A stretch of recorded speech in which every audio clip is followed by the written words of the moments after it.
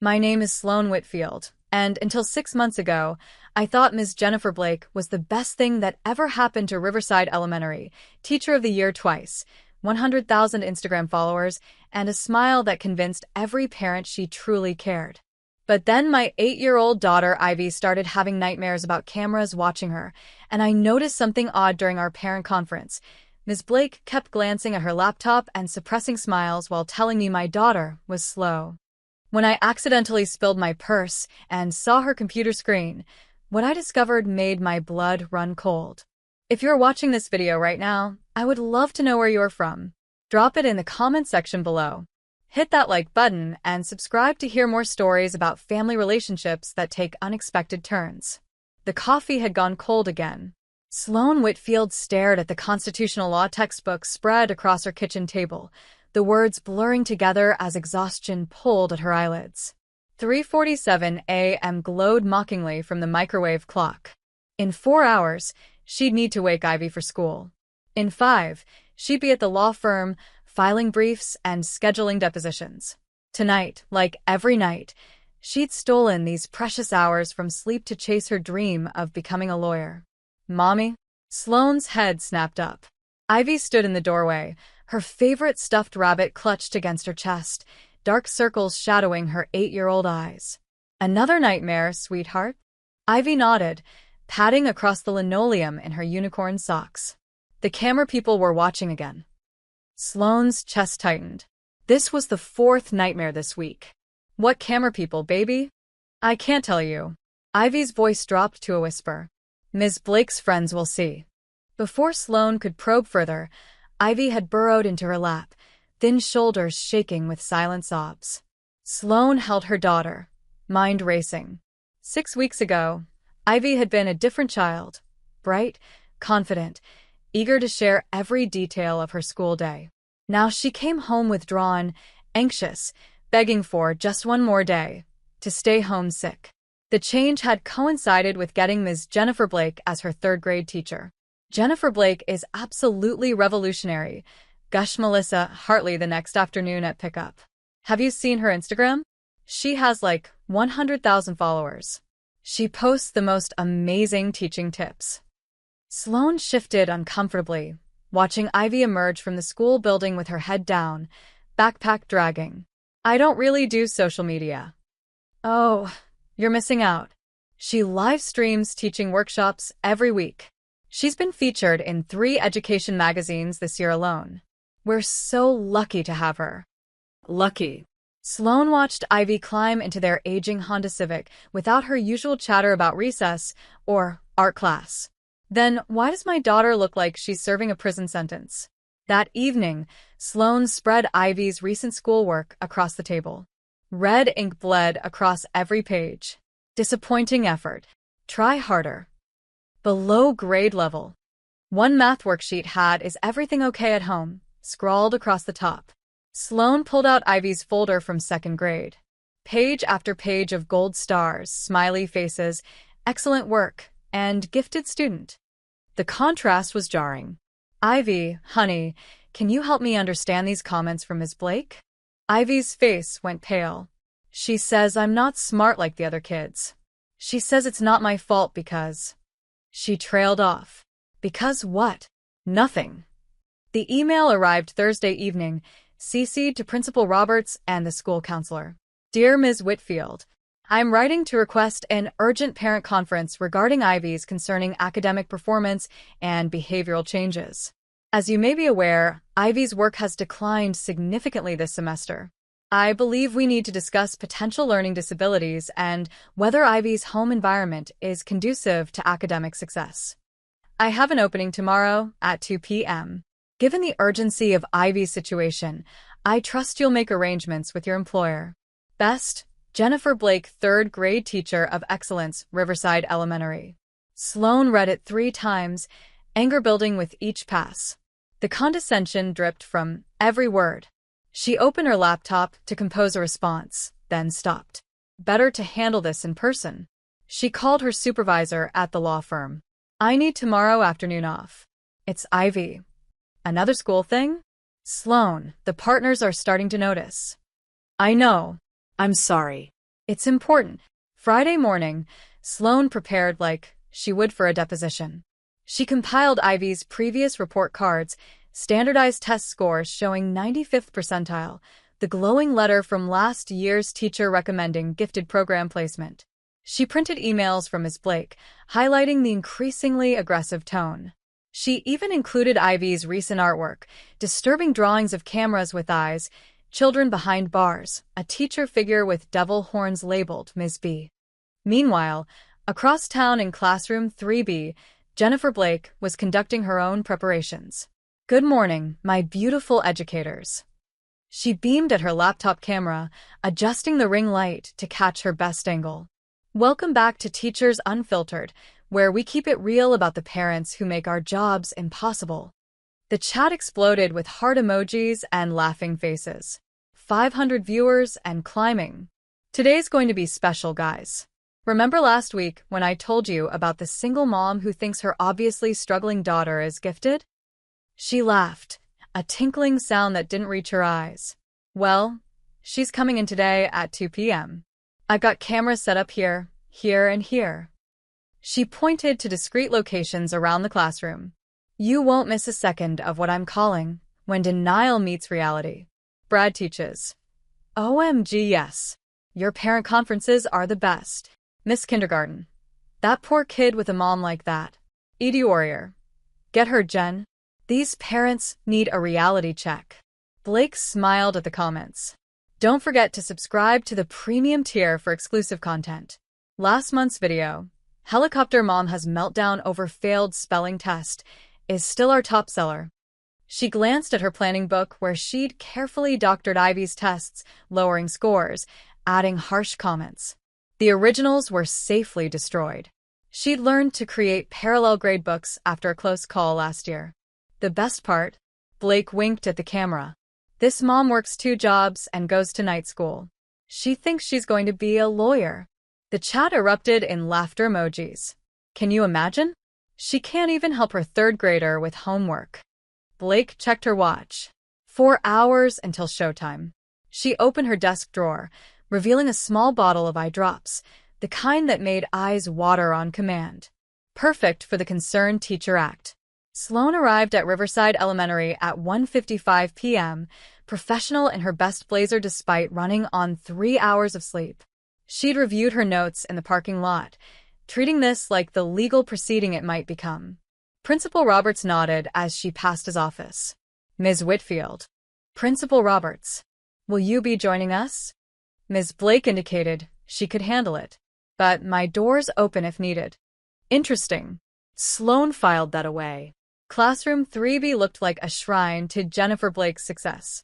Teacher of the Year plaques, magazine covers featuring her smiling face, inspirational quotes in flowing script. But Ivy's desk sat in the back corner, isolated from the others. A small detail that spoke volumes. Sloane. So good of you to make time. Blake's voice dripped honey over arsenic. She was seated behind her desk, laptop open, angled slightly away. Of course. Ivy's education is my priority. Is it though? Blake's smile tightened. Please sit. Sloane took the chair, notably lower than Blake's, a power play she recognized from depositions. She placed her folder on the desk. I've brought Ivy's previous academic records. That won't be necessary. Blake waved dismissively. We need to focus on the present, not the past. She pulled out a stack of papers, Ivy's recent work. As you can see, Ivy is struggling significantly. Sloane examined the papers. Something was off.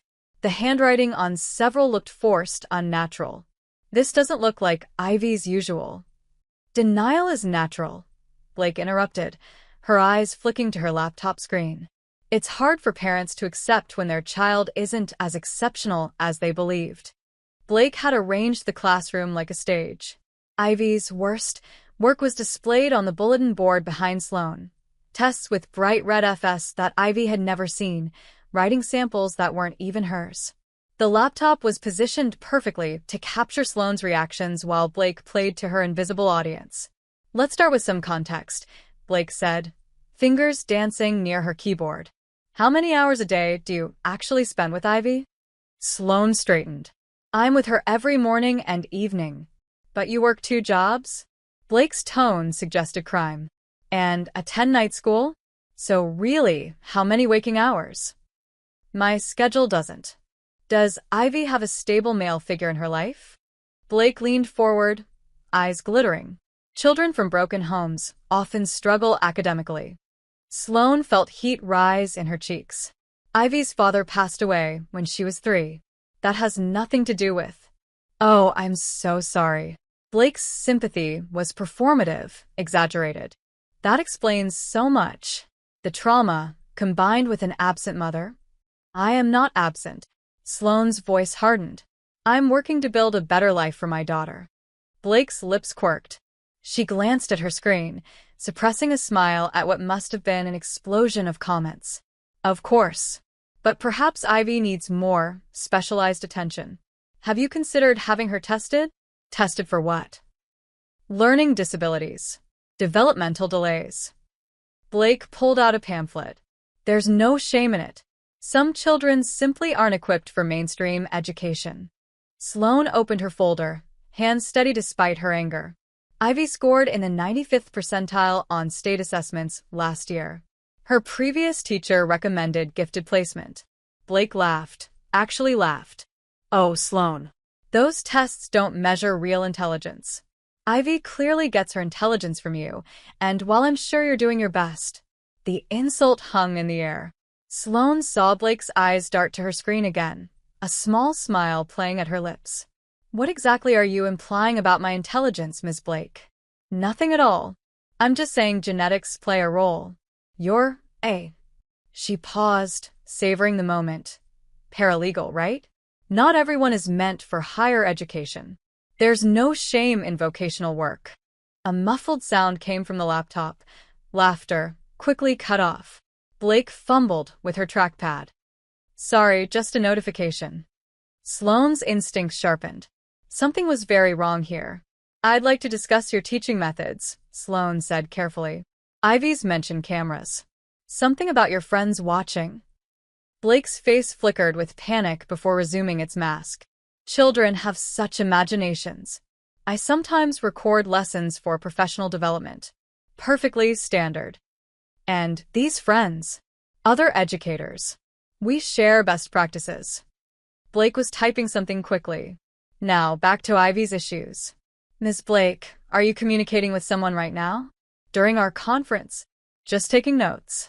Blake's smile was rigid. I document all parent meetings.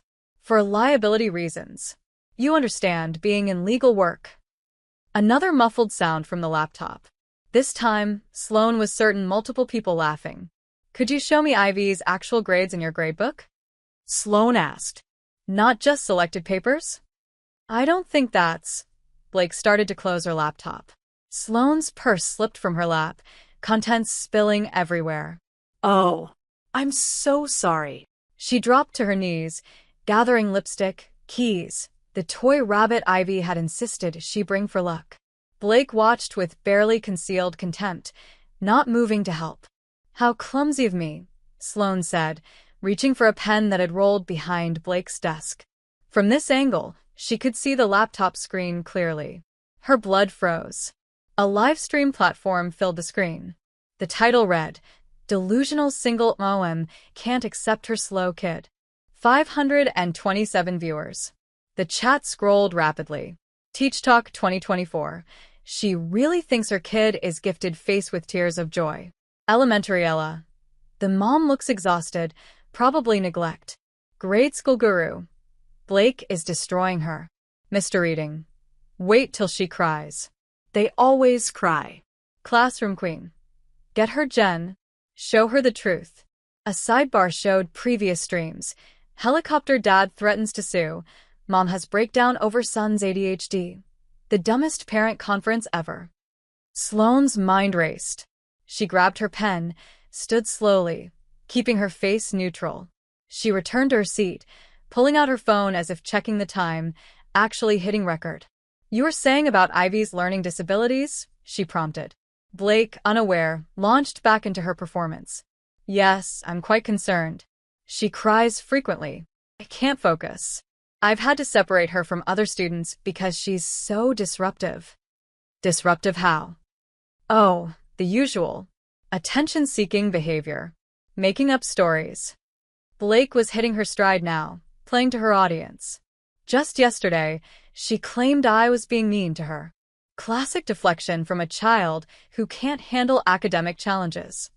And you've documented this? Extensively. Blake pulled out a file. I've recommended psychological evaluation. Sometimes childhood trauma, like losing a parent, manifests as academic failure, combined with an overwhelmed single mother. Well, the pattern is obvious. Sloane kept recording, letting Blake dig deeper. What would you recommend? Sloane asked, voice steady. Honestly, alternative schooling. Maybe homeschooling if you could manage it, though given your schedule. Blake shrugged. Some children just aren't meant for traditional success. It's better to accept that now than let her struggle for years. You don't think she could improve? With support? Blake laughed again, that tinkling, false sound. Sloane, I've been teaching for 15 years. I know a lost cause when I see one. Ivy is. She paused dramatically, glancing at her screen. Special. But not in the way you think. The chat must have been going wild. Blake's eyes sparkled with cruel satisfaction. Miss Blake, Sloane said quietly, what if I told you I've been recording this conversation? Blake's face drained of color. You can't. That's illegal without consent. Actually, in this state, single-party consent is sufficient for recording conversations where you're a participant. I learned that in my paralegal work. Sloane stood. But you know what is illegal? Recording minors without parental consent. Streaming them for profit. Violating FERPA by sharing student information publicly. I don't know what you're talking about. Blake's hand moved toward her laptop. Sloane was faster. She walked directly to where she'd identified the main camera hidden in a bookshelf decoration. She looked straight into it. Hello, everyone watching. I want you to know that I'm actually not just a paralegal. I'm also on the school board, elected last month, haven't been announced yet. We've been investigating reports of teachers exploiting students for social media content. Blake lunged for her laptop, knocking it sideways. The stream continued, now showing Blake's panicked face from an awkward angle. This is entrapment. Blake screamed. You set me up? No, Sloane said calmly, still addressing the camera. I came here as a concerned mother. You chose to live stream it. You chose to humiliate children and parents for entertainment. And everyone watching chose to participate in child exploitation. The chat exploded into chaos. Some viewers fled immediately. Others screenshot everything. A few tried to defend Blake, but the damage was done. Sloane pulled out her phone again, sending a single text to Principal Roberts. Come to room 3B immediately. Bring security and IT. Blake was frantically typing, trying to end the stream, delete archives, destroy evidence. You don't understand. This is my job. This is how education works now. Content creation is part of teaching. No, Sloane said. Using children as unwilling performers for your financial gain is not teaching. It's exploitation. They'll never believe you. I have tenure. I have awards. And you have 527 witnesses who just watched you admit to everything. Principal Roberts burst through the door with 2 security guards and the IT administrator. He took in the scene, Blake's laptop showing the streaming platform, Sloane standing calmly by the hidden camera, Blake pressed against her desk like a cornered animal. Ms. Blake, he said quietly, step away from the computer. You don't understand. Blake's carefully constructed persona crumbled entirely. She tricked me. She said she was the school board president. She's lying. Sloane turned to Roberts. I'm actually just a concerned parent. But I did record our conversation, where Ms. Blake suggested my daughter was mentally deficient, made discriminatory comments about single mothers, and violated numerous ethical guidelines. The IT administrator had already accessed Blake's computer. Sir, there are hundreds of hours of footage here. Students, parents, all tagged with cruel titles. Blake made one last desperate grab for her laptop. That's private property. On school premises, using school Wi-Fi, recording minor students, Robert said. Security, please escort Ms. Blake to my office. Ms. Blake, you're suspended pending investigation. Effective immediately. As security approached, Blake turned to the still-running stream, mascara streaming down her face. You're all witnesses. This is persecution. I'm an award-winning teacher. The viewer count was dropping rapidly, but enough remained to witness her complete meltdown. She looked directly at the camera one last time. They don't understand innovation. They don't understand that education needs to evolve. I was making teaching relevant. You were making my daughter cry, Sloane said quietly. You were destroying children's self-esteem for likes and subscribes. As Blake was escorted out, still ranting about her rights and her followers, Sloane heard her say something that chilled her blood. You have no idea what you've started. I'm not the only one. We have a whole network. My producer will destroy you. Roberts looked at Sloane. Producer? Sloane sank into the tiny student chair, suddenly exhausted. I think this is bigger than just one teacher, Principal Roberts. Much bigger. Her phone buzzed. A text from an unknown number. You just cost me my biggest star. You'll regret this. Sloane looked at the message, then at the classroom where her daughter had been tormented for entertainment. She typed back, I'm just getting started. The war for her daughter, and for every child being exploited in classrooms across the country, had begun. The live stream was still running. Jennifer Blake's perfectly manicured hands clawed at the security guard's grip as they dragged her toward the door. Her laptop lay sideways on the floor, camera capturing everything at a Dutch angle that made the scene even more surreal. The viewer count fluctuated wildly, people leaving in droves, others joining to witness the spectacle. You don't know who you're messing with, Blake screamed, her Teacher of the Year composure completely shattered. I have 50,000 followers. I have sponsors. I have. You have the right to remain silent, Principal Roberts said firmly. This is a school matter for now, but given what we're seeing, law enforcement will be involved. Blake twisted toward the laptop, seeing the chat explode with messages. Pedagogy Pro.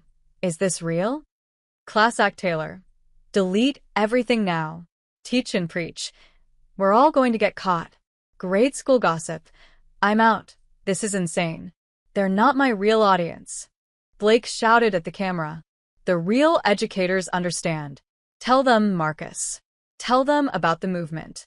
Sloane's head snapped up. Who's Marcus? Blake's eyes widened as she realized her mistake. The security guards paused at Robert's signal. Marcus. Roberts asked carefully. Marcus who? Blake pressed her lips together, but the damage was done. The chat went wild with speculation. The IT administrator, Kevin Park, was already working on Blake's laptop. Sir, I need to preserve this stream before he stopped, staring at the screen. She's not the host. Someone else is controlling the stream remotely. What? Roberts moved to look. The account owner is listed as EdTech Innovations LLC. Blake is just a performer. Sloane stood, her legal training kicking in. We need to document everything before they cut the feed. She started taking photos with her phone. Kevin, can you download the stream? Already on it. His fingers flew across the keyboard. But whoever's on the other end is trying to lock me out. Blake laughed, a hysterical edge to it. You idiots.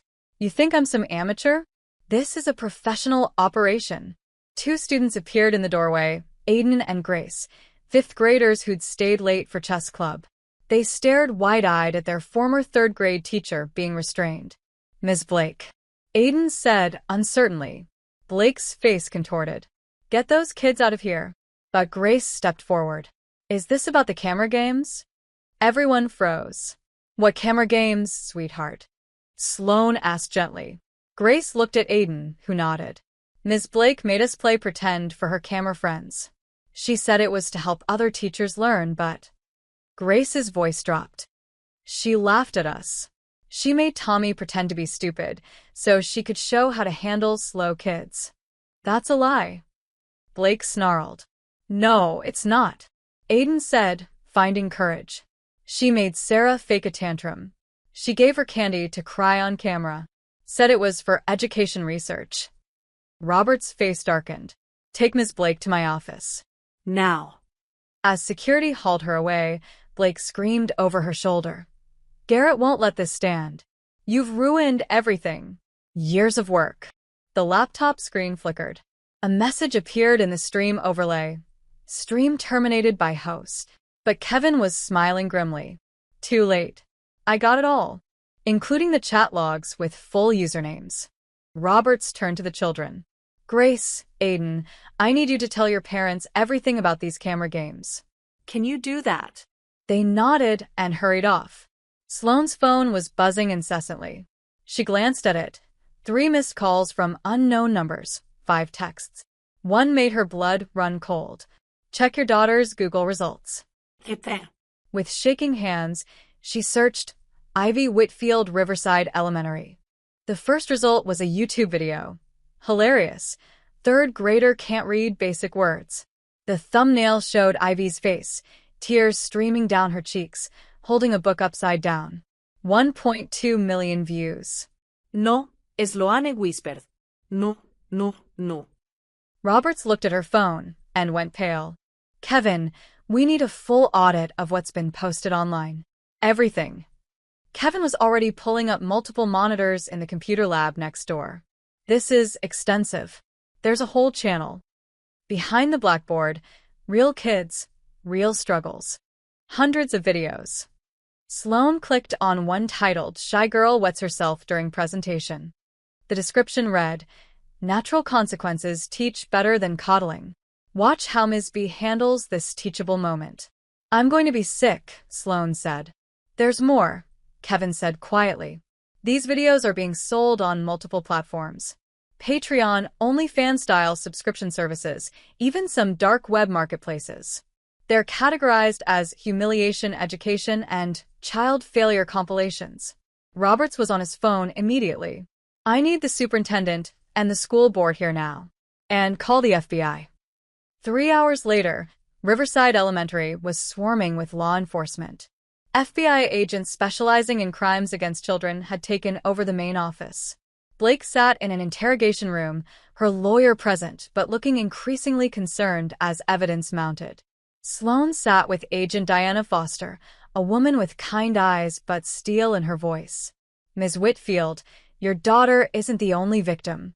We've identified at least 40 children from Blake's current and previous classes featured in these videos. Previous classes? She's been doing this for 3 years, possibly longer.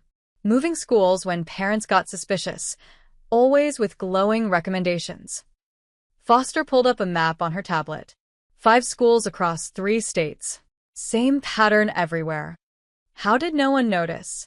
She was careful. Used different platforms, multiple usernames. And she had help. Foster showed her a corporate registration. EdTech Innovations, LLC. Registered to a Garrett Prescott, former reality TV producer. He pitched a show called America's Worst Students to Networks in 2019. When that failed, he went underground. Sloane's phone rang. Unknown number. Foster nodded, and Sloane answered on speaker. Ms. Whitfield. The voice was smooth, professional. Garrett Prescott. I believe we need to talk. You're the one exploiting children for profit? I'm a content innovator. Education is stale. Parents coddle. We show reality. You show children being humiliated. I show truth. But that's not why I'm calling. I want to make a deal. Foster shook her head, mouthing, keep him talking. What kind of deal? Sloane asked. Remove the videos of your daughter. Compensation for any distress. In exchange, you drop this crusade. How much compensation? 50,000. Cash. And Ivy's videos disappear forever. What about the other children? Prescott laughed. Not your problem. Be smart, Ms. Whitfield. You're a single mother, working 2 jobs. Take the money. Move on. And if I don't, then Ivy becomes internet famous as the girl too stupid to hold a book right side up. These things never really disappear, you know. Even if the original comes down, people save them, share them. Your daughter's worst moments will follow her forever. Sloane felt rage building. You're threatening my child? I'm explaining reality. Just like we do in our content. The real world isn't kind to stupid kids with poor parents. My daughter isn't stupid. The internet thinks she is. That's all that matters now. Foster was gesturing frantically. She'd traced the call. Mr. Prescott, Sloane said carefully. Where are you right now? Close enough. Blake was my biggest earner. You know. $30,000 a month in subscriptions alone. You cost me a fortune. She cost children their dignity. Children don't have dignity. They're content. Their parents sign media waivers without reading them. They post their kids on social media daily. We just monetize what everyone's already doing. That's your justification? That's my business model. And it's perfectly legal. We consulted lawyers. Vague media releases, terms of service no one reads, content hosted offshore. You can't touch me. A text from Foster appeared on Sloane's phone. Keep him talking. Units moving to his location. You seem very confident, Sloane said. I am. Because even if you take down Blake, I have 200 more teachers creating content. It's a movement, Ms. Whitfield. Education influencers are the future. Why shouldn't teachers profit from their expertise? Expertise in humiliating children? Expertise in showing reality. Your daughter struggles with reading. That's factual. We filmed it. We shared it. Where's the crime? The crime is exploitation, violation of privacy, emotional abuse. Prove it in court. Meanwhile, those videos rack up views. Your daughter's classmates will find them. High school boyfriends, college admissions officers, future employers. All because you couldn't leave well enough alone. The FBI raid on Garrett Prescott's apartment happened at 4 a.m. Sloane watched from the mobile command unit as agents carried out boxes of hard drives, documents, and equipment. Prescott emerged in handcuffs, still wearing silk pajamas, his perfectly styled hair finally mussed. He saw Sloane through the window and smiled. Agent Foster returned an hour later, looking grim. He was destroying evidence when we arrived. But we got enough. This is bigger than we thought. She spread files across the table. 212 teachers across 14 states. They call themselves EDU creators. They have a private Discord, shared resources, even a mentorship program where experienced exploitation artists train newcomers. Sloane studied the documents. This is organized crime. That's exactly what it is. They have pricing tiers, production guidelines, legal workarounds. Foster pulled up a document titled The Curriculum. This is their playbook. How to identify vulnerable kids, manipulate situations for content, cover their tracks. One section made Sloane's stomach turn. Target selection, single-parent households ideal, less oversight. Low-income families, less likely to sue. ESL students, parents less likely to understand systems. Special needs children, behavior easier to exploit for content. They're predators, Sloane said. Worse. They're predators with teaching licenses and union protection. Foster showed her another document. Look at this. They have a legal defense fund, sponsored by 3 major education technology companies who claim they didn't know what the content really was. Sloane's phone buzzed. A message from an unknown number, but not Prescott's tone. I need to talk to you. I was one of them. I want out. Carla Morrison, Riverside Elementary. Carla Morrison sat in her classroom at 10 p.m., shaking. When Sloane arrived with Agent Foster, the young teacher looked like she hadn't slept in days.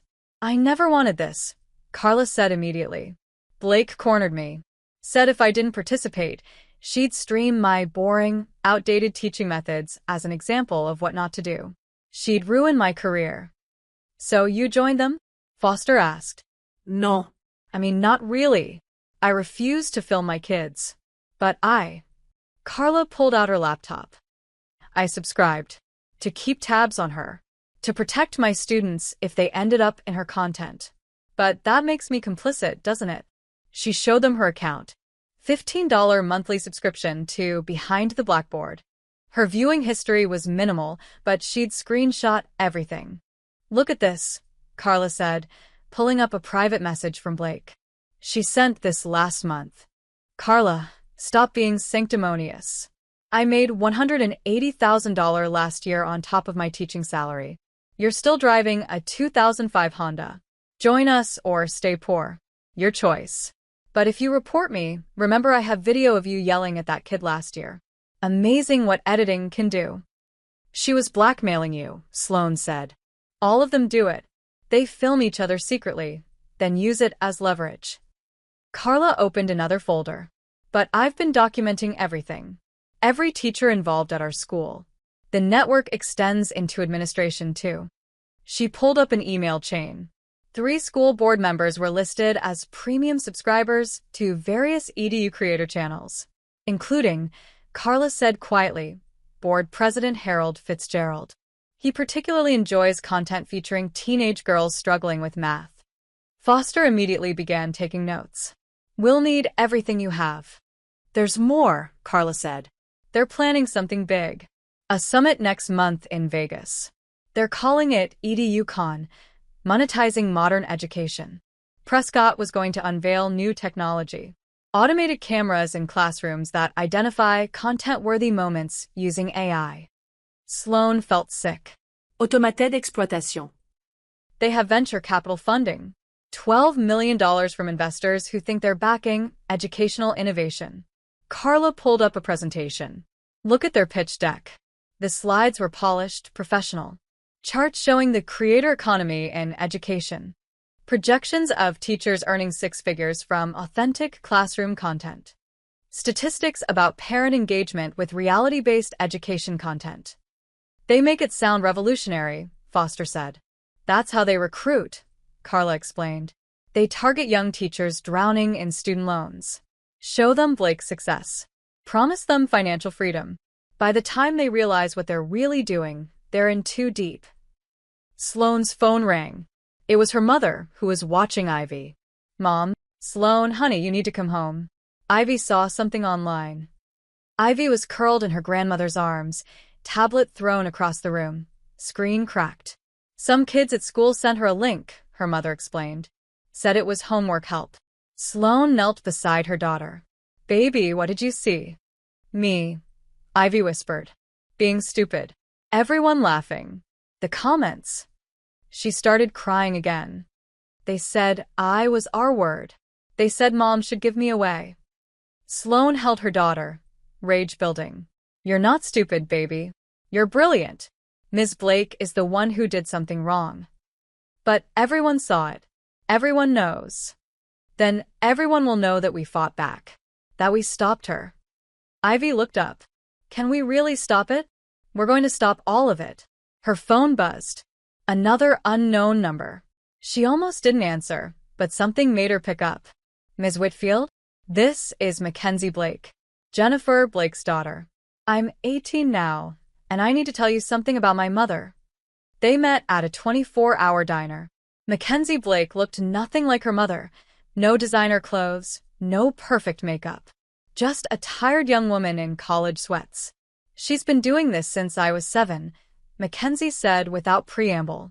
I was her first victim. Sloane and Foster exchanged glances. She started a mommy blog when I was born. Teaching Moments with Jen. Seemed harmless. Then she started YouTube when I was 5. Raising genius kids. Except I wasn't a genius. So, she started focusing on my failures. Mackenzie pulled out an old tablet. She kept everything. Every meltdown, every mistake, every bad grade. Millions of views. I was known at school as Tantrum Girl from her viral video of me crying over math homework. Where was your father? Foster asked. He left when I was 8. Couldn't stand what she was becoming. The court gave her full custody because she was Teacher of the Year, and he was just a plumber. Mackenzie's voice was bitter. The judge even commended her innovative parenting. She showed them more videos. Young Mackenzie struggling with homework while Jennifer provided commentary about natural consequences and allowing children to fail. When I turned 13, I begged her to stop. She said I was ungrateful. That other kids would kill for the exposure she gave me. That I was building a brand. What changed? Sloane asked. I tried to kill myself at 15. Overdosed on her Xanax. The hospital asked why. I showed them the videos, the comments, the merchandise she was selling with my crying face on it. Merchandise. Foster leaned forward. Coffee mug saying, "At least your kid isn't Mackenzie." T-shirts with my meltdowns printed on them. She made thousands. What happened after the hospital? CPS investigated, but Mom convinced them it was teenage drama. She was too connected, too respected. She just got sneakier, stopped featuring me, started using her students instead. Mackenzie met Sloane's eyes. I have everything. Years of footage, financial records, correspondence with Prescott from the beginning. She doesn't know I copied it all before I left for college. Why didn't you come forward before? I was scared, ashamed. But when I saw your confrontation today, someone sent me the live stream. I knew it was time. She pulled out a hard drive. This is everything, including something you need to see. She opened a file on her laptop. An email from Prescott to Jennifer, dated 3 years ago. Jen, the Riverside opportunity is perfect. Principal Roberts is naive. Board is disengaged. I've got 3 other teachers ready to transfer in. We'll make Riverside our flagship school. With your reputation, no one will question it. The kids there are perfect, diverse enough for variety, poor enough that parents won't lawyer up. Let's discuss the hazing videos for new students. Those always go viral. Hatzing videos? Sloane asked. Mackenzie clicked another file. They were planning to escalate. Physical challenges. Emotional breaking points. They called it educational boot camp content. Foster was already on her phone. I need additional units at Riverside Elementary. We're looking at a larger conspiracy. Carla Morrison's earlier words echoed in Sloane's mind. The network extends into administration too. There's one more thing, Mackenzie said. The summit next month? It's not just for existing teachers. They're recruiting. They have a list of target schools nationwide. They're planning to systematically infiltrate and convert entire districts. She showed them a map. Red pins covered the country, concentrated in low-income areas. They're building an empire, Foster said quietly, using children as raw material. Sloane looked at the evidence spread before them. Then we tear it down. Every piece of it. Her phone lit up with a text from her boss at the law firm. Saw the news. The partners want to discuss representing you pro bono. This is the case that will change education law forever. Another text, this one from Principal Roberts. Emergency board meeting tomorrow. 3 members just resigned. We need you there. A final message from an unknown number that made her smile grimly. You have no idea what you've started. She typed back. Neither do you. The next morning, Sloane stood in her bathroom mirror, preparing for war. Ivy stood beside her, wearing her favorite dress. Mom, are you scared? Terrified, Sloane admitted. But we're going to win? Sloane thought of Blake in custody, Prescott arrested, the network being exposed, the FBI investigating, Mackenzie's evidence, Carla's testimony, and the growing outrage as parents nationwide discovered their children had been exploited. Yes, baby, we're going to win. And Ms. Blake will go to jail? For a very long time. Ivy nodded solemnly. Good. She made Tommy cry for her camera friends. Tommy's my friend. We're going to make sure no teacher ever does that again. Promise. Promise. As they walked to the car, Sloane's phone buzzed with notifications. The story had gone national overnight. Hashtag classroom exploitation was trending. Parents were checking their children's schools. Teachers were coming forward. The revolution had begun. But Prescott's network wouldn't go down without a fight. As Sloane would soon learn, they had resources, connections, and a complete lack of moral boundaries. The real battle was just beginning. The law offices of Brennan, Walsh and Associates had never seen anything like it. 47 families crowded into the main conference room, their stories heartbreakingly similar. Sloane stood at the front, no longer the exhausted single mother, but a newly barred attorney ready for war. Your children were exploited, she said clearly. Filmed without real consent. Humiliated for profit. and we're going to make them pay. James Brennan, senior partner, nodded approvingly. He'd assigned his best team to support Sloane. Her bar exam results had been extraordinary, and this case would make history. The defendants, Sloane continued, clicking through her presentation, include Jennifer Blake, Garrett Prescott, EdTech Innovations LLC, the streaming platforms that hosted this content, and the Riverside School District for negligent supervision. A father raised his hand. What about the other teachers? My son's special ed meltdowns were streamed by his aide. We're adding defendants as we identify them. The FBI has provided a list of 212 educators across 14 states. This will be a multi-district litigation. Her phone buzzed. She glanced at it and froze. The number was blocked, but the image was clear. Ivy walking into her grandmother's house, taken from across the street. The message read, "Stop now, or she becomes our biggest star yet." Sloane's hands trembled as she forwarded it to Agent Foster. She continued presenting, but her mind raced. They were escalating. That evening, Sloane found her apartment door slightly ajar. Nothing was disturbed except Ivy's room. Her stuffed animals were arranged in a circle, each holding a small camera. A note sat in the center. "We're always watching." "Mom." Ivy stood in the doorway, eyes wide. "Pack a bag, baby. We're staying with Grandma tonight." As they drove, Sloane noticed the same sedan 3 cars back. When she turned, it turned. When she stopped for gas, it parked across the street. Her phone rang. Unknown number. "Hello, Sloane." Not Prescott, a woman's voice, cultured, cold. "This is Vivian Sterling, CEO of StreamLearn Incorporated. I believe you're familiar with our platform." StreamLearn, the main site hosting the exploitation videos. "What do you want?" "To offer you an opportunity. $2 million. Immediate payment. All you have to do is drop the platform from your lawsuit." No. $3 million. Not for any amount. Ms. Whitfield, you're a single mother who just passed the bar. You have no real experience. We have a legal team of 200 attorneys. We'll bury you in motions until your daughter is in college. Try me. We already are. Check your email. Sloane pulled over, opened her phone. Her inbox was flooded with legal documents. Motions to dismiss, requests for discovery, depositions scheduled every day for 3 months. This is harassment. This is business. Drop us from the suit, or we'll destroy you professionally before you even begin. Sloane looked at Ivy in the rearview mirror, quietly playing with her tablet. "Miss Sterling, are you recording this call?" "Don't be ridiculous." "Good. Then I can speak freely. You platformed videos of my 8-year-old daughter crying. You categorized them under humiliation education. You profited from child exploitation. I don't care if you have 1,000 lawyers. I'll fight you until my last breath. Your daughter will suffer most.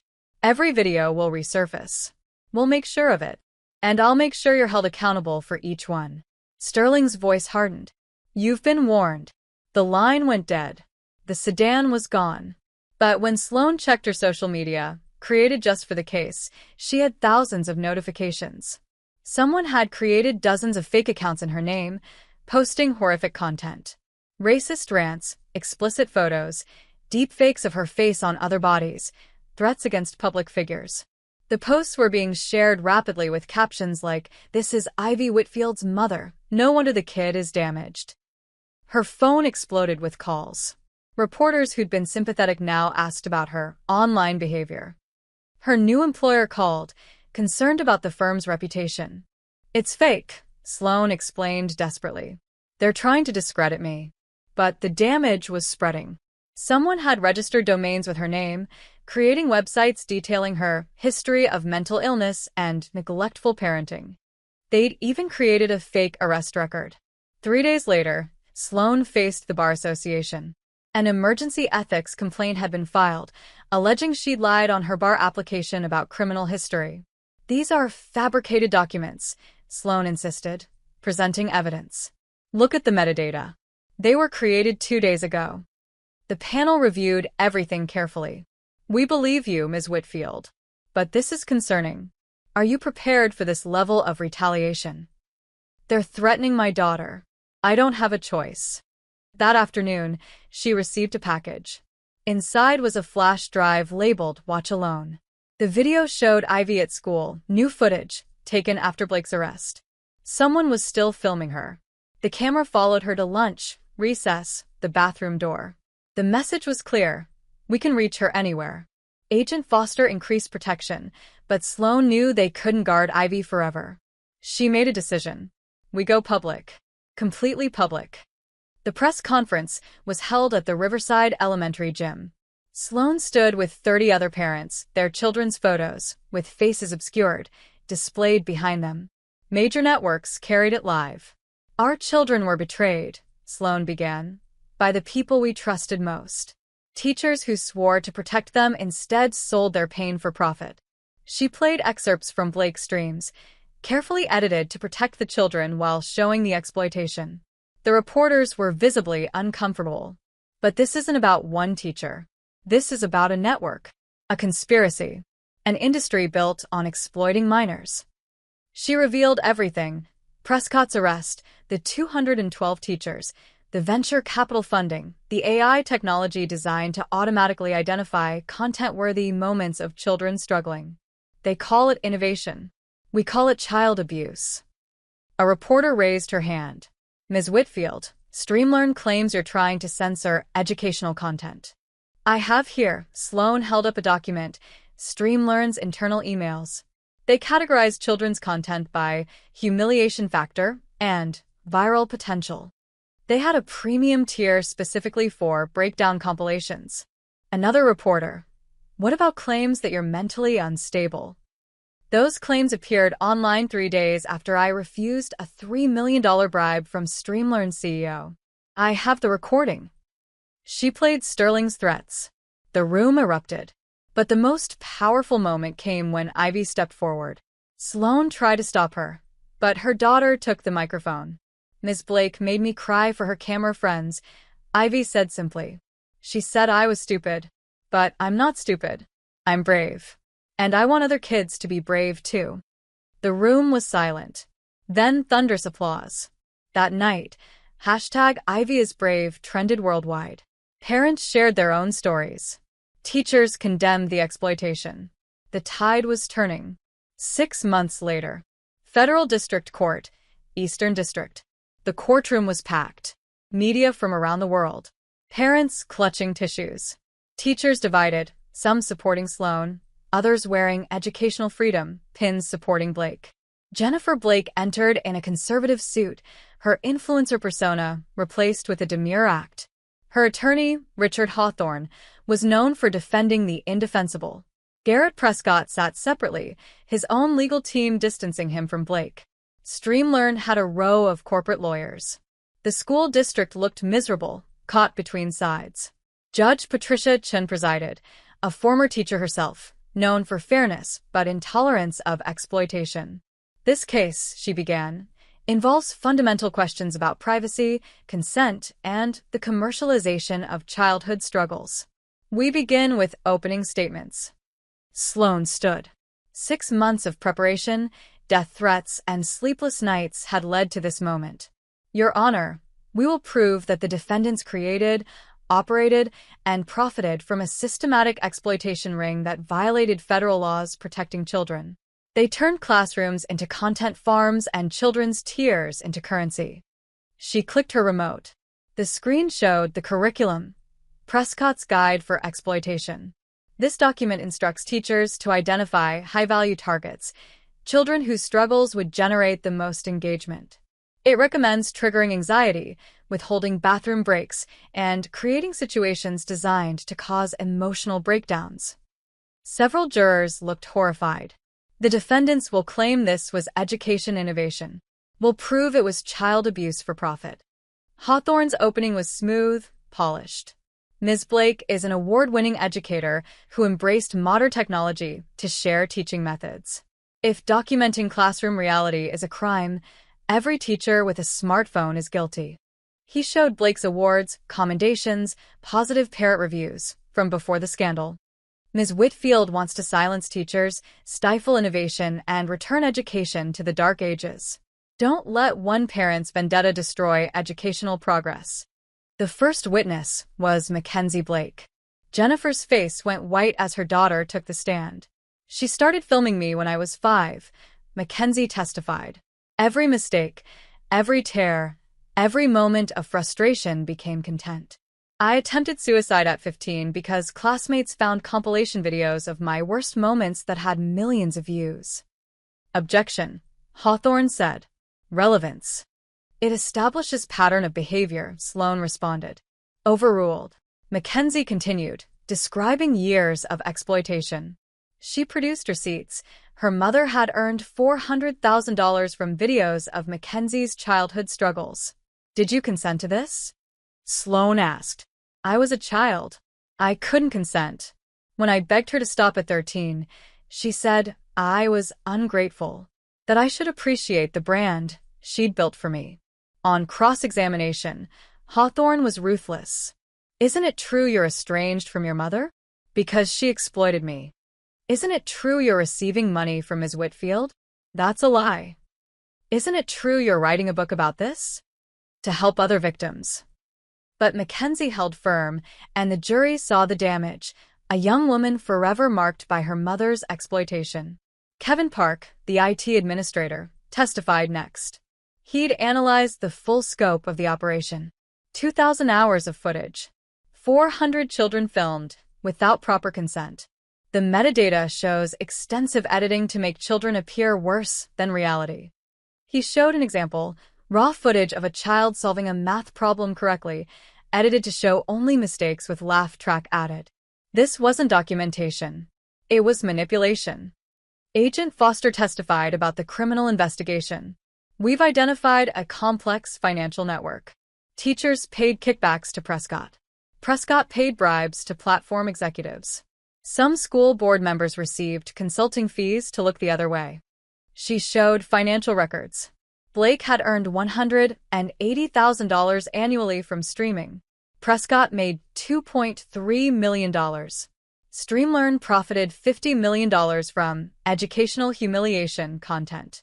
This was organized crime using children as raw material. Then came the most powerful testimony, the children themselves, via closed-circuit TV to protect their identities.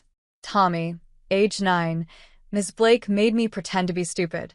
She gave me candy if I cried on camera. She said it was helping other teachers learn. Sarah, age 8. She told me to throw a tantrum. When I said no, she took away my recess until I did it. Aiden, age 10. She called us her little stars but laughed when we messed up. She said mistakes made the best videos. The courtroom was silent, except for muffled sobs from the gallery. Blake took the stand in her own defense. Hawthorne pitched softball questions, letting her paint herself as an innovative educator persecuted for embracing technology. I only wanted to share real teaching moments, Blake said, tears perfectly timed. Parents don't understand how difficult education is today. Sloane's cross-examination was surgical. Ms. Blake, you testified you were sharing real teaching moments. Is that correct? Yes. Then why did you hire child actors to play problem students in some videos? Blake's face flushed. That was for demonstration purposes. Sloane showed receipts. You paid these actors to cry on command, to wet themselves, To have meltdowns. then mix this footage with real students. Why? To protect real children's privacy while still educating. You mean to create more extreme content when real children weren't suffering enough? Objection. Hawthorne shouted. Withdrawn. Sloane pulled up an email. Ms. Blake, did you write this to Garrett Prescott? The dumber the kids look, the more engagement we get. Parents crying is gold? That was taken out of context. What context makes that acceptable? Blake had no answer. Sloane showed the revenue breakdown. You made $6,000 from a video of Ivy crying. How is that educational? Teachers deserve fair compensation. For exploiting children? For sharing expertise. What expertise is demonstrated in a compilation video titled, Third Graders Failing Hilariously? Blake's composure cracked. You don't understand the pressure. The student loans. The impossible standards. Prescott said this was the future, that we deserve to profit from our work. So you chose profit over children's well-being? I chose survival. Blake screamed. Do you know what teachers make? Do you know what we sacrifice? Why shouldn't we monetize our skills? Because your skills involved humiliating children for money. Blake broke down, not the controlled tears of earlier, but ugly sobs.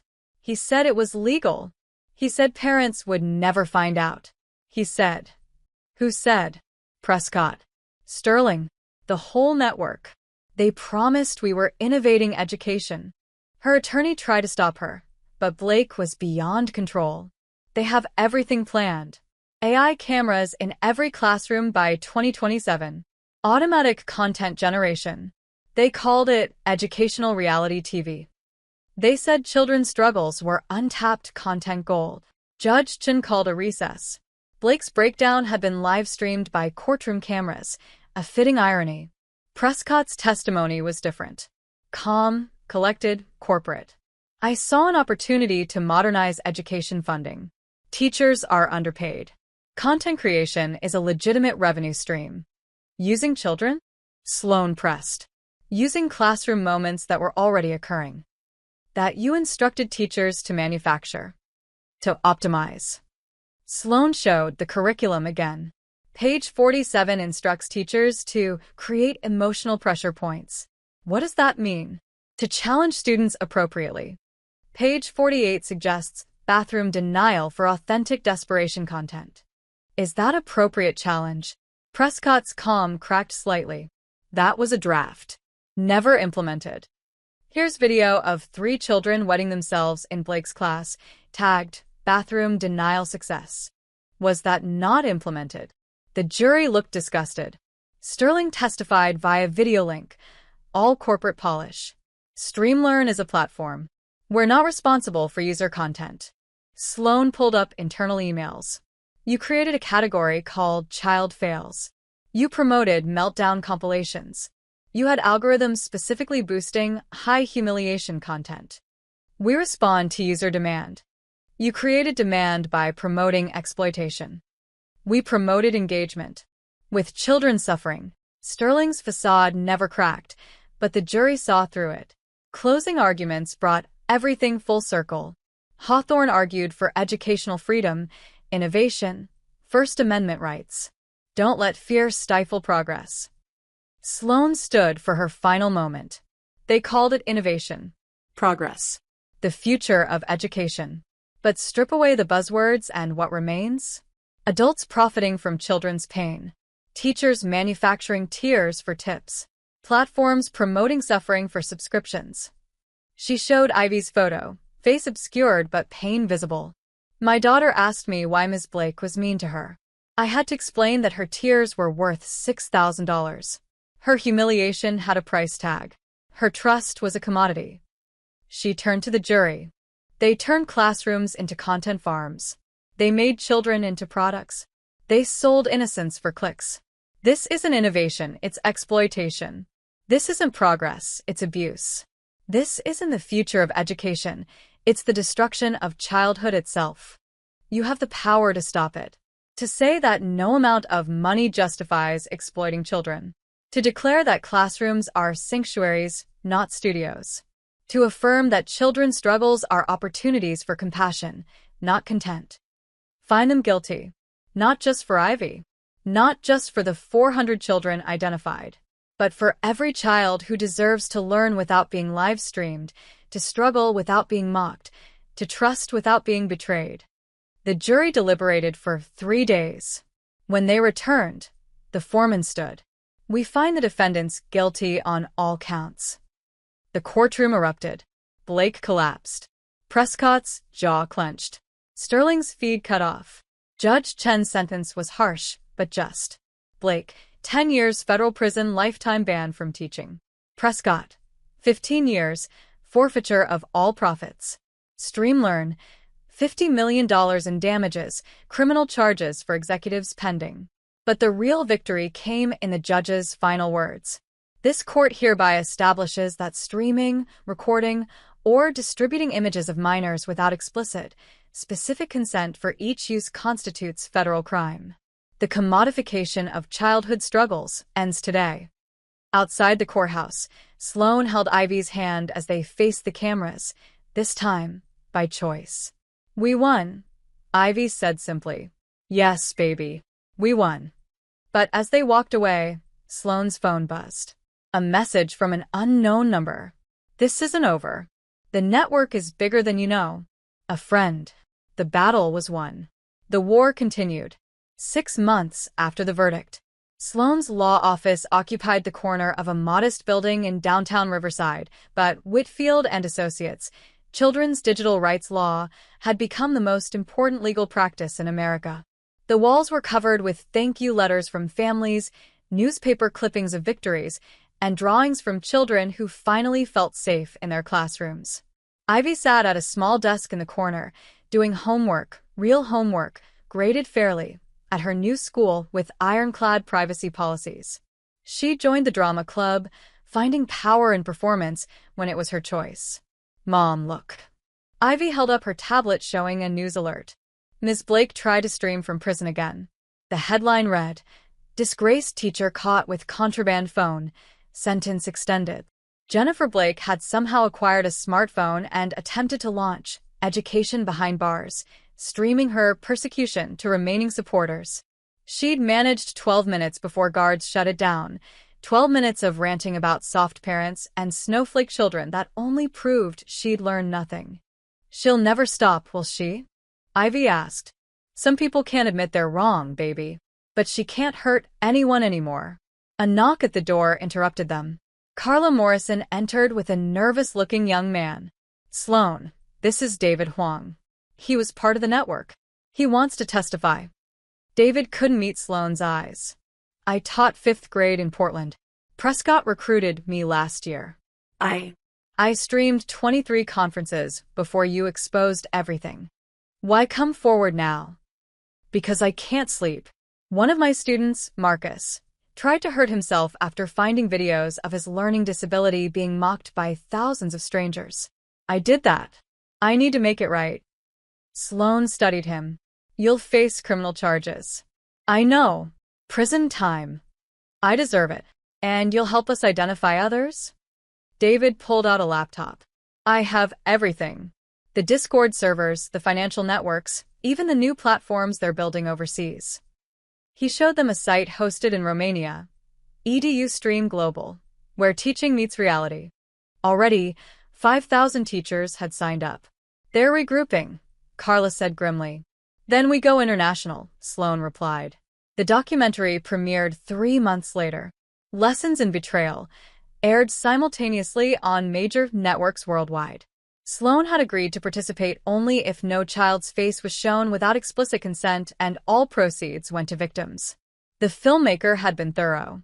Hidden camera footage from inside the EDU creator meetings. Financial records showing the full scope, $200 million generated from exploiting children over 5 years. Interviews with reformed teachers who broke down crying as they realized what they'd done. But the most powerful moment was Garrett Prescott's deposition, played in full. "Children are content generators," he said calmly. "They produce emotional moments naturally. We simply captured and monetized what was already happening." "You don't see them as human beings?" the interviewer asked. "I see them as underutilized resources in the education economy." The interviewer paused. "Do you have children, Mr. Prescott?" No. By choice. "Children are liabilities, not assets." The documentary ended with Ivy speaking at a congressional hearing, her voice clear and strong. "Adults are supposed to protect kids. Teachers are supposed to help us learn. But they turned us into shows for mean people to watch. That's not okay. That's never okay." The impact was immediate. #ProtectNotProfit exploded globally. Teachers' unions denounced exploitation. Education schools added mandatory ethics courses on digital boundaries.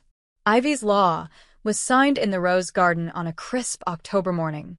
Sloan and Ivy stood beside the president as she signed legislation making classroom exploitation a federal crime with mandatory minimums. No child should fear that their struggles will become entertainment, the president said.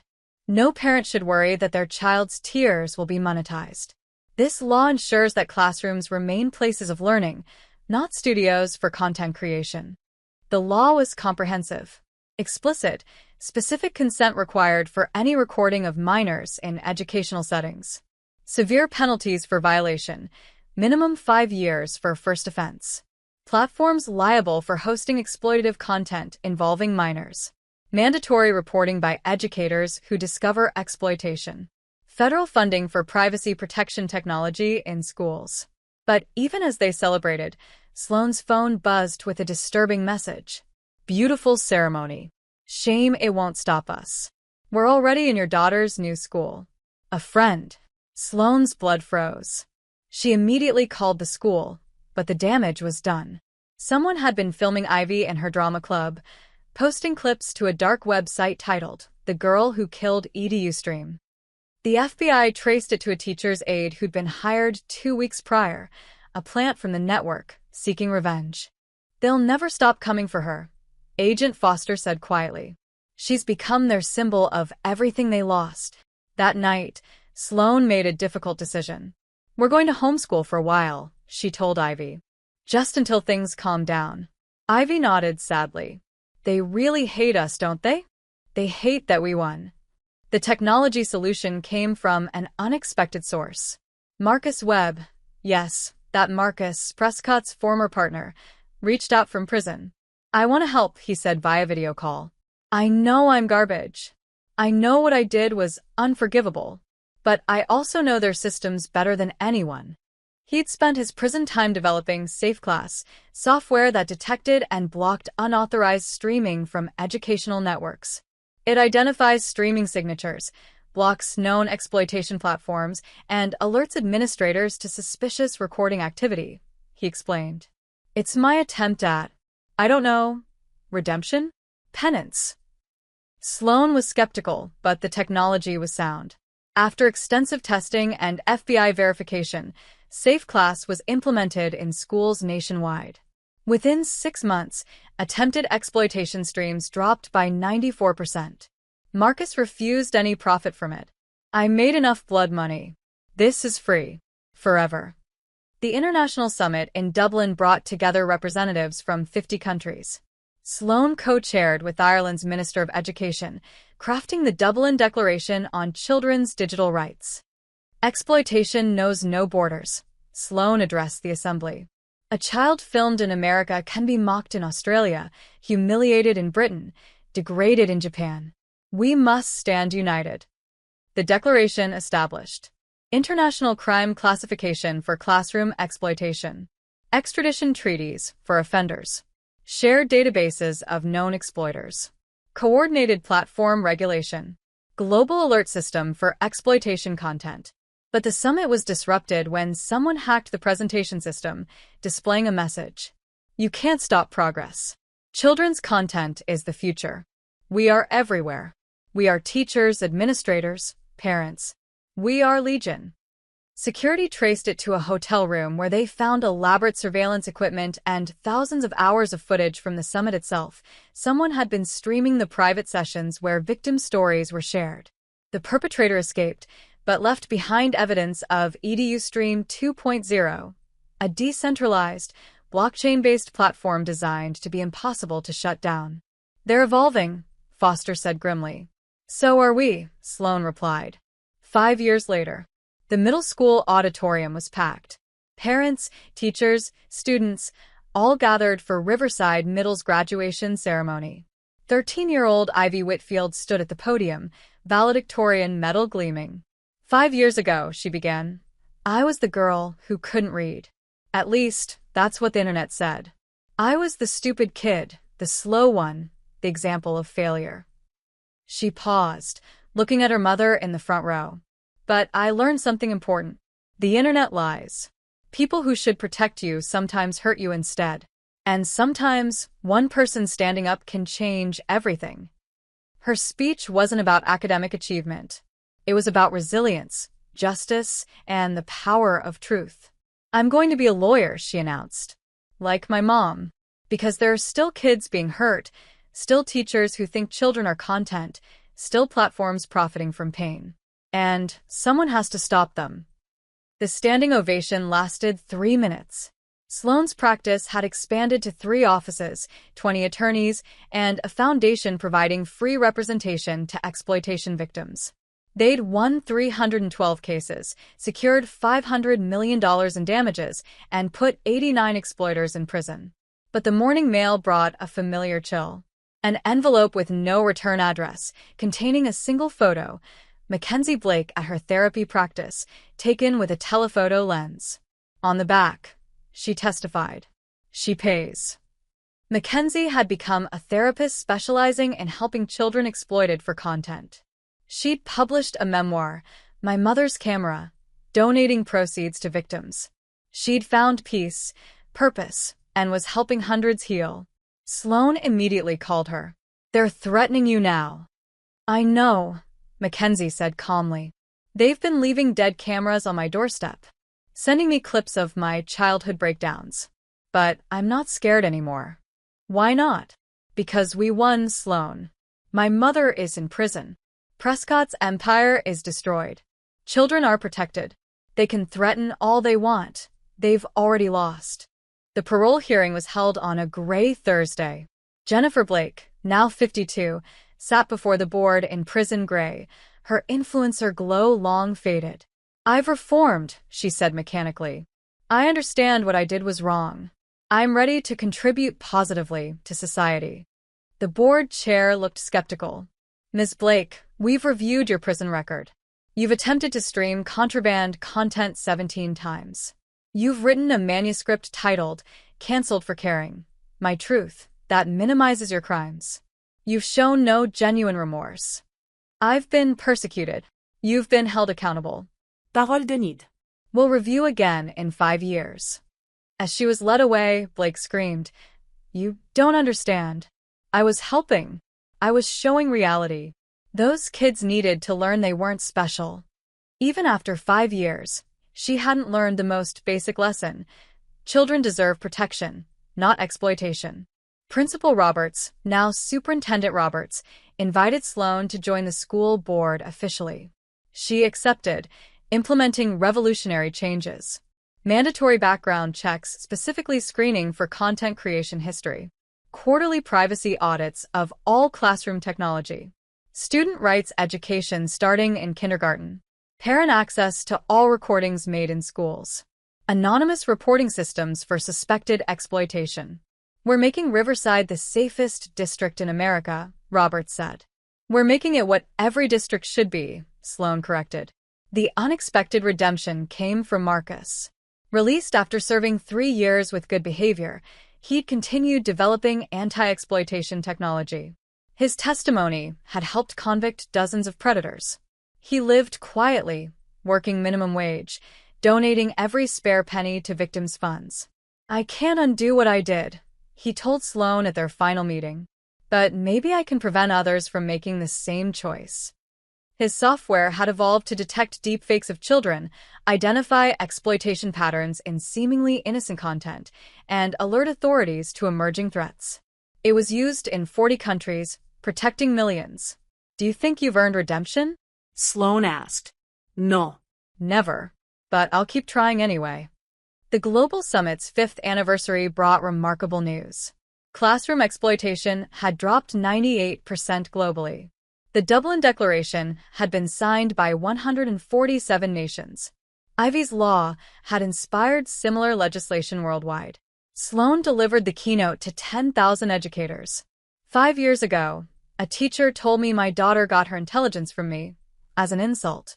She was right, though not how she meant. Ivy got her strength from watching me fight, her courage from seeing me stand up to power, her intelligence from learning that justice matters more than comfort. You are teachers. You shape minds, hearts, futures. You hold sacred trust. Some of you have been tempted by the promise of easy money, the allure of internet fame, the rationalization that you deserve more. You do deserve more pay, more respect, more support. But not at the cost of the children you swore to protect. Every child who enters your classroom carries dreams, fears, potential. They trust you with their struggles. Honor that trust. Protect their dignity. Be the teacher they remember for kindness, not the one who sold their tears for clicks. The standing ovation was thunderous, but Sloan noticed some teachers remained seated, arms crossed. The network might be broken, but the mentality persisted in pockets, waiting for another chance. The scholarship announcement came at graduation. Using the settlement money, Sloan had established full-ride scholarships for children affected by classroom exploitation. The first recipient was Tommy, the boy Blake had made cry for candy. Now 18, headed to engineering school. "Ms. Whitfield saved us," he said simply. "All of us." 30 young adults stood. All victims from Blake's classes, all heading to college, all determined to ensure no child experienced what they had. The final confrontation came unexpectedly. Sloan was walking to her car when a woman approached, polished, professional, familiar somehow. "Ms. Whitfield?" Vivian Sterling, the former Streamlearn CEO, out on appeal, banned from tech, but not broken. "What do you want?" "To tell you something. You won this battle. Destroyed my company, sent me to prison, changed the entire industry. But you can't change human nature." Meaning, people will always monetize vulnerability, always exploit weakness, always turn pain into profit. You've driven it underground, but it's still there. Dark web, private channels, international servers. We'll find them. Sterling smiled coldly. "No, you won't. Because the next generation is smarter. They learned from our mistakes. They're using AI, encryption, anonymous everything. And they're not targeting classrooms, they're targeting homes. Parents streaming their own children, calling it family vlogging or homeschool documentation." Sloane's blood chilled. She'd been so focused on schools, she'd missed the pivot. "Why tell me?" "Because you cost me everything. And I want you to know that you'll be fighting this forever. Your daughter will be fighting this. Her children will be fighting this. You've won a battle in an eternal war." Sterling walked away, leaving Sloan with a terrible truth. The fight would never truly end. That evening, Sloan and Ivy sat together, reviewing college brochures. Harvard, Yale, Stanford, all had accepted her. "I want to go to state," Ivy said suddenly. "Stay close. Work with you. You don't have to fight my fight, baby. It's not your fight anymore, Mom. It's ours. It's everyone's."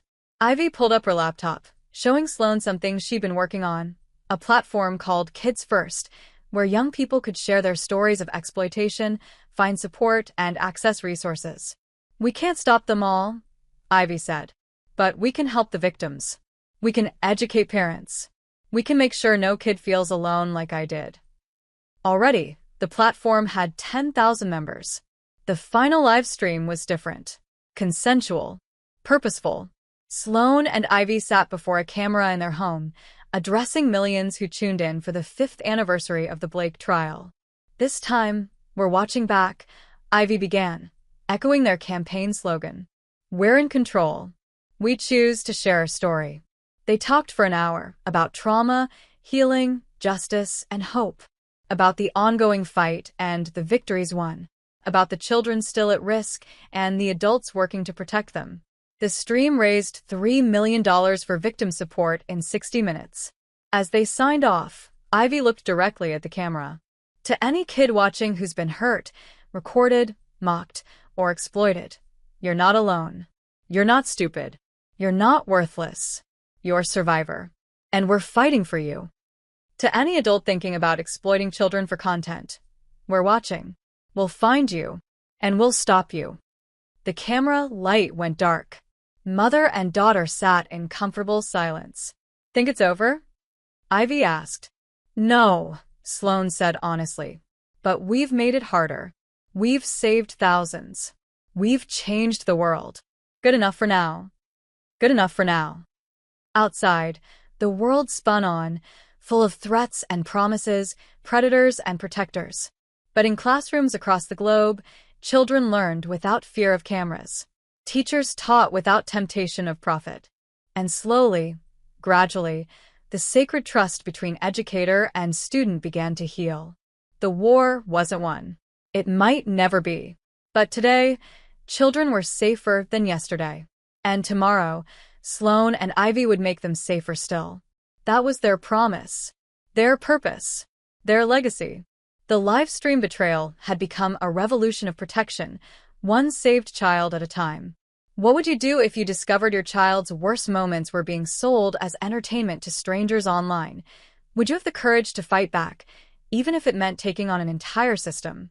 If this story opened your eyes to what could be happening in classrooms everywhere, hit that like button and subscribe for more stories that expose the dark truths hiding in plain sight.